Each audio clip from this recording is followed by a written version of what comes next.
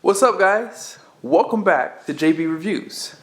I get this question the most, and just so you know, I do still read questions. I just don't respond simply because I don't have the capacity. And I normally only read the first hour of comments and I stop.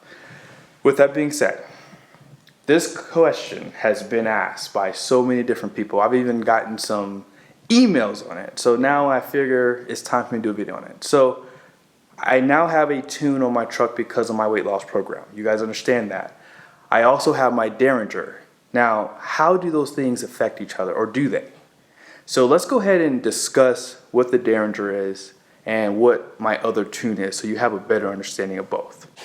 Now, unfortunately, I left my big light at Josh's house, so I don't have that. But let's just go ahead and jump inside the truck really quickly, just so you guys have a good explanation of what we have here. So let's start off with my tune. So you guys know that I have an RTD4 that I purchased to tune my truck and basically tune out some of the systems on my truck. That way they don't throw error codes, right?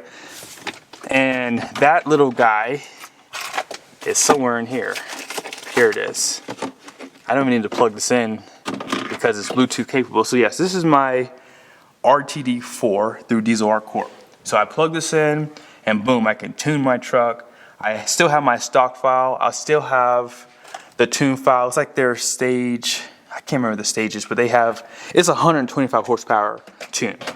And they actually have more tunes coming out really soon, okay? So that is something that basically writes to the E42 ECM. Now, most people by now know that you cannot tune these trucks. You have to actually send in that ECM to get it unlocked. So in other words, if you want a warranty safe tune, don't do that, okay? However, if you're someone who is after just a little bit more for your truck, and I get that, you know, these trucks have crazy horsepower and torque. There's really no reason to do any upgrades to them. However, we get bored, and sometimes if you decide you want to keep your truck long term, these upgrades that you do really do make a big difference. So just to start off, you guys know I have the Barbeques cold air intake. I also have the boost tubes. The turbo inlet is right there. And so with that, this Derringer, which is kind of now happily tucked under all this stuff here, is basically helping to tune my truck, and it does work hand in hand with these upgrades as well. Now, with the Derringer, it does not plug into your OBD and write a file. It's basically like a piggyback tuner, okay?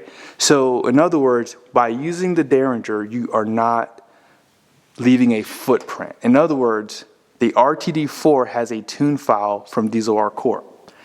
That plugs into the ECM and it writes my ECM with a new tune file. And it's going to basically recalibrate all the air fuel ratios, your boost, everything from the stock file.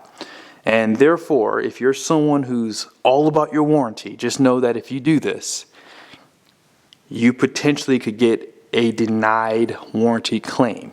Now, still, they have to prove that your tune caused the failure. Like you guys know, I've been discussing a ton about the oil cooler failure. So I'll be honest with you guys, now that my truck is kind of not, warranty safe, I do check this almost every day now. When I get home, I make sure there's no oil in my coolant reservoir, because it does show up here if you do have a failed oil cooler. Obviously the transmission issue. So there are things that you have to consider if you are looking to do these upgrades. That's why I truly believe I did it two ways for you guys. I started off with Barbeques. I think that the Barbeques way is probably the best way, because there's no way a cold air intake can fail and take out your engine. It's just impossible. I mean, anything's possible, but it would be very unlikely. That's the best way to put it. And because the Derringer is a piggyback system and it doesn't leave a footprint, you basically have a performance compliant upgrade with this truck, right? The boost tubes, turbo inlet, cold air intake, the Derringer, and obviously you guys know I have the oil pan, soon to be trans pan installed as well. So with everything I've done to this truck, I felt like I bulletproofed it, right? And of course the engine oil that you use, that stuff is important as well too. So that's why I'm pretty much able to run my Derringer with my RTD4, because the piggyback system that Derringer does not write the ECM. So you're adding power to the truck without leaving a footprint. That's the best way to put it. And so let's go ahead and drive the truck really quickly, because I want you guys to kind of get an idea of the iDash Pro, because someone asked that question too, does the iDash Pro still work? Well, I think I might have answered that question earlier. Once I tune the truck, I don't have to keep the RTD4 plugged in because the truck's already tuned. So now I plugged back in my iDash Pro, and that's going to basically show all of my parameters of information I want to see, like, and you'll see real quickly here in a second. Now I know you guys think I'm a little extreme with my way of doing things. Like, as I talked about that oil cooler failure, I want to touch on that really quickly.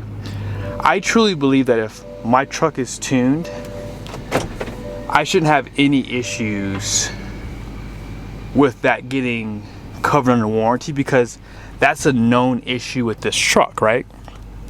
So if it's a known issue, then it shouldn't be something that is voided, as people put it. I would say denied, because your warranty cannot be voided simply because of upgrades. It's just impossible. And so yeah, I do want to keep an eye on those things in the event that they try to deny my warranty. Now I'm going to keep my camera down here, obviously, because I want you guys to see where I live at. So I'm actually going to my buddy's house here real quickly. He needs help winterizing his RV, and I figured I'd just help him real quickly because he actually bought my RV. I haven't done a video on that yet. I've been holding off.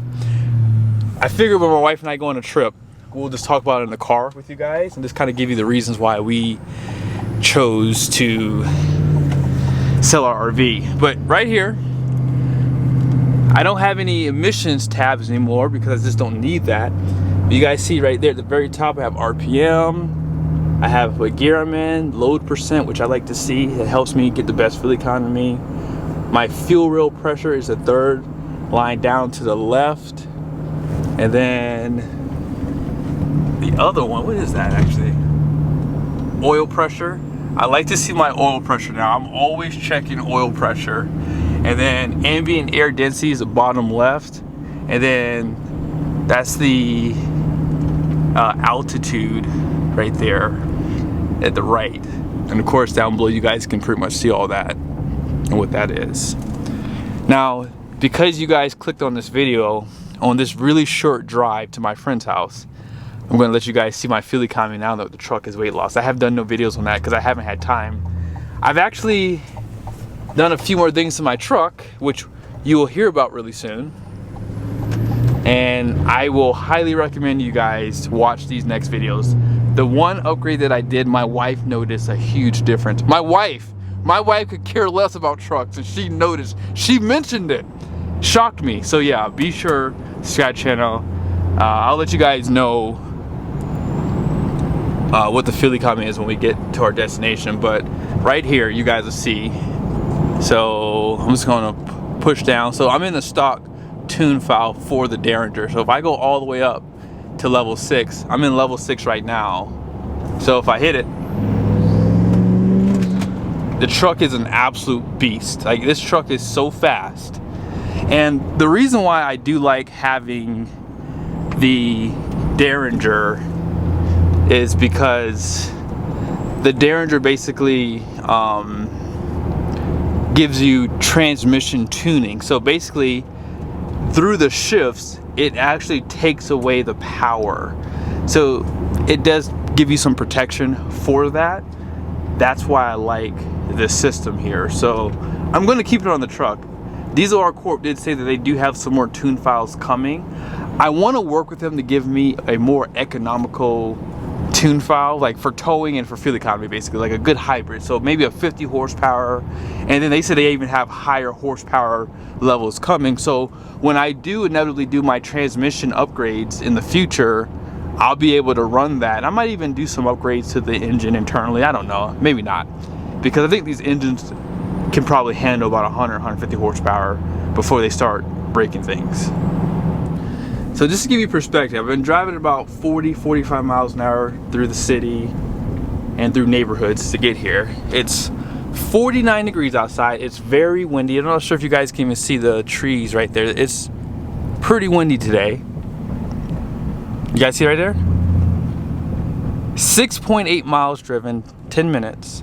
I'm getting 17.3. Wait till you see the fuel economy. It's insane. My truck is reborn. And it's so happy. Like every time like I get out, it gives me a high five. He's like, man, thank you so much for doing what you did for me. I really appreciate it.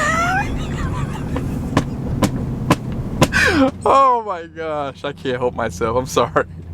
But yeah, I mean, getting 20 miles to the gallon is easy. And remember, I just did a hard, wide open throttle and still got good fuel economy. So regardless of that, I mean, this truck can get 17.5 mpg just cruising at low speeds. And it's cold, so you know, combustion, what is it? Engine oil temps at 169. Transmission not even at 100 right now. But one last thing. So we're on the same page. You would not buy these two things together. It doesn't make any sense. I actually did some testing with the Derringer, which is why I have it. And so once my testing was done, I decided, you know, I wanted to give people another alternative. They decided they wanted to go pretty much all the way, right? The Derringer is still warranty safe. It doesn't leave a footprint. So if you're concerned about warranty, if you're someone who just doesn't want to deal with the hassle of a tuned truck, then yes, you're going to probably stick with just a Derringer. But because I had already had it, and then I decided to do all the extra stuff on my truck, like weight loss program, that's why I have both. So again, they work together.